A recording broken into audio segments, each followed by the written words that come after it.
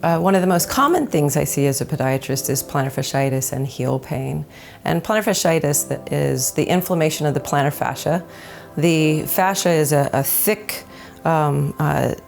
tendinous tissue that goes from the heel bone all the way to the ball of the foot, and it's kind of the base of our foot. And a lot of different activities, running, even walking quickly.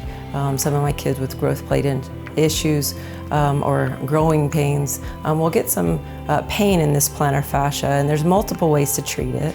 A cortisone injection is helpful, but it can be one of the plan B for plantar fasciitis. But stretching and anti-inflammatories, ice, a really good orthotic can really kind of help alleviate the plantar fasciitis and help prevent the issue from returning.